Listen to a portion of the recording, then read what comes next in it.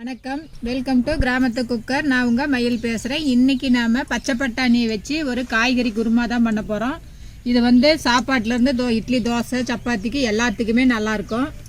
அதுக்கு முன்னாடி நம்மளோட கிராமத்து குக்கர் சேனலை சப்ஸ்கிரைப் பண்ணாதவங்க சப்ஸ்கிரைப் பண்ணிக்கோங்க. இப்போ வாங்க வீடியோக்குள்ளே போகலாம். இப்போ பாருங்கள், நான் ஒரு பாத்திரத்தை அடுப்பில் வச்சு கொஞ்சமாக எண்ணெய் ஊற்றி வச்சுருக்கிறேன். இப்போ இந்த குழம்புக்கு தேவையான சின்ன வெங்காயத்தை வணக்கிக்கலாம்.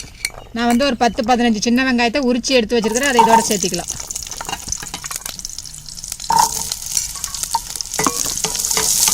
வெங்காயத்தை நல்லா வணக்கிக்கலாம். இப்போ பாருங்கள், வெங்காயம் நல்லா வணங்கிருச்சு. நான் வந்து 2 தக்காளியும் இந்த மாதிரி அறுத்து வச்சுருக்கிறேன். சின்ன சின்ன தக்காளி தான் 2, பெருசாக இருந்தால் ஒரு தக்காளி போட்டுக்கோங்க. இப்போ இதையும் சேர்த்து நல்லா தக்காளி நல்லா வணங்கி வரும். இப்போ பாருங்கள், தக்காளி வணங்கி வந்துருச்சு. நான் வந்து அரை மூடி தேங்காயில் பாதி தேங்காய் இந்த மாதிரி சின்ன சின்னதாக கட் பண்ணி வச்சுருக்கிறேன். இதையும் இதோட சேர்த்து வணக்கிக்கலாம்.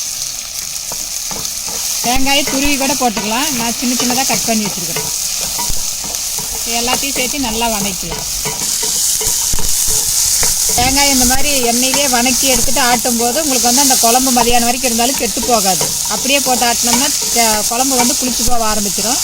இந்த மாதிரி எப்பயுமே எந்த தேங்காய் போட்டாலும் குழம்புக்கு இந்த மாதிரி எண்ணெயில் வணக்கிட்டு போட்டிங்கன்னா குழம்பு கெட்டு போகாது. இப்போ அவ்வளோதான் வணங்கிருச்சு. நம்ம அடுப்பு ஆஃப் பண்ணிக்கலாம். இதை அப்படியே ஆற விட்டுறலாம். இப்போ பாருங்கள், எல்லாம் ஆறிடுச்சு. இதை ஒரு ஜாரில் சேர்த்து நம்ம அரைச்சி எடுத்துக்கலாம். இதை நல்லா மை மாதிரி அரைச்சி எடுத்துகிட்டு வந்துடலாம். இப்போ பாருங்கள், இதை அரைச்சிட்டு வந்தாச்சு. இந்த மாதிரி நைஸாக அரைச்சிக்கலாம். இப்போ அதே சட்டியை அடுப்பில் வச்சு அடுப்பத்தை வச்சுக்கலாம். தாளிக்கிறதுக்கு கொஞ்சமாக எண்ணெய் ஊற்றிக்கலாம். இப்போ பாருங்கள், எண்ணெய் காஞ்சிருச்சு. கொஞ்சமாக கடுகு உளுத்தம்பருப்பு போட்டுக்கலாம். இப்போ பாருங்கள், கடுகு பொரிஞ்சிருச்சு. 2 கொத்து கருவேப்பிலை போட்டுக்கலாம். இப்போ ஒரு பெரிய வெங்காயத்தை நறுக்கி வச்சுருக்கிறேன். அதை இதோட சேர்த்திக்கலாம். சின்ன வெங்காயமாக இருந்தால் 2 போட்டுக்கோங்க. வெங்காயத்தை நல்லா வணக்கலாம்.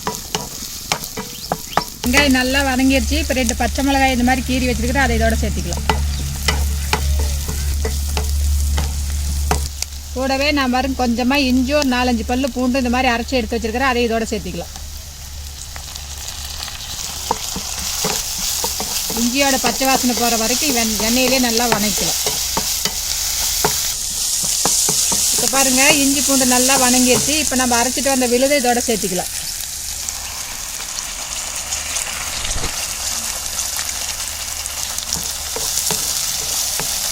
இந்த வெங்காயத்தோட பச்சை வாசனை போகிற வரைக்கும் நல்லா வணக்கலாம். இப்போ பாருங்கள், ஒரு 3 ஸ்பூன் கறி மசால் பொடி வச்சுருக்கிறேன். அதை இதோட சேர்த்திக்கலாம். இது வந்து வீட்லேயே அரைச்ச கறி மசால் பொடி. ஒரு அரை ஸ்பூன் மஞ்சத்தூள் போட்டுக்கலாம். எல்லாத்தையும் சேர்த்து நல்லா பரட்டி விட்டுக்கலாம். இப்போ பாருங்கள், நான் ஒரு 50 கிராம் அளவுக்கு பச்சை பட்டாணி நைட்டே ஊற வச்சு எடுத்து வச்சுருக்கிறேன். இது ஒரு 8 மணி நேரம் ஊறி இருக்குது. நீங்கள் பச்சை பட்டாணியே கிடச்சா அதை அப்படியே போட்டுக்கலாம். இந்த மாதிரி வர பட்டாணி வந்து ஊற வச்சு போட்டுக்கோங்க.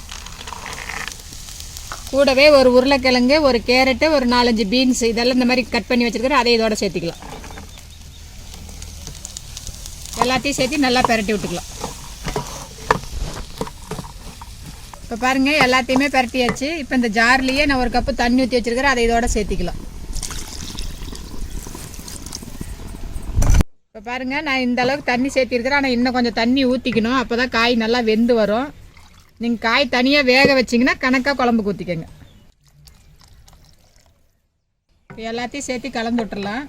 இப்போ இந்த குழம்புக்கு தேவையான அளவுக்கு கல் உப்பு போட்டுக்கலாம். இப்போ பாருங்கள், இந்த அளவுக்கு நான் தண்ணி ஊற்றிருக்கிறேன். இது நல்லா காய் வெந்து வரும்போது தண்ணி சுண்டி குழம்பு நல்லா கெட்டியாக வந்துடும் குருமா. அது வரைக்கும் நம்ம வேக வைக்கலாம். இப்போ அப்படியே வெந்து வரட்டும், மூடி வைக்கலாம் குழம்பு.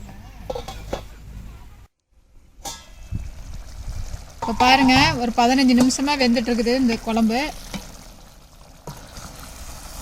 பாருங்கள், நல்லா கெட்டியாகி வந்துருச்சு. காயும் நல்லா வெந்து வந்துருச்சு.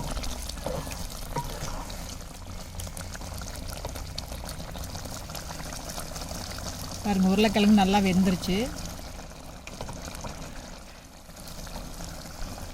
இப்போ பாருங்கள், பட்டாணி நல்லா வெந்துருச்சு. பாருங்கள், இப்போ எல்லாமே நல்லா வெந்துருச்சு. குழம்பும் நல்லா கெட்டியாகி வந்துருச்சு. பாருங்கள், குருமா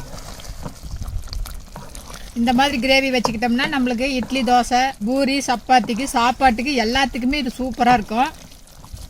செய்கிறது ரொம்ப ஈஸி. இது சாயந்தரம் வரைக்கும் கெட்டு போகாமே இருக்கும் உங்களுக்கு. இப்போ பாருங்கள் குழம்பு ரெடி ஆயிடுச்சு. இப்போ மேலாக கொஞ்சமாக கொத்தமல்லி தழை தூவிக்கலாம். இப்போ அடுப்பை ஆஃப் பண்ணிக்கலாம். இப்போ பாருங்கள் கொஞ்ச நேரத்துலேயே பச்சை பட்டாணி சுண்டலெல்லாம் போட்டு ஒரு காய்கறி குருமா ரெடி ஆயிடுச்சு. இது செய்கிறது ஈஸி, சாப்பிட்றதுக்கு ரொம்ப டேஸ்ட்டாக இருக்கும். கறி குழம்பு மாதிரியே. எந்த குழம்பு எதுக்கு சாப்பாட்டுக்கோ எல்லாத்துக்குமே இது நல்லாயிருக்கும். நீங்களும் இதை வீட்டில் செஞ்சு பாருங்கள். செஞ்சு பார்த்துட்டு எப்படி இருக்குதுன்னு உங்கள் கமெண்ட்ஸை சொல்லுங்கள். நன்றி, வணக்கம்.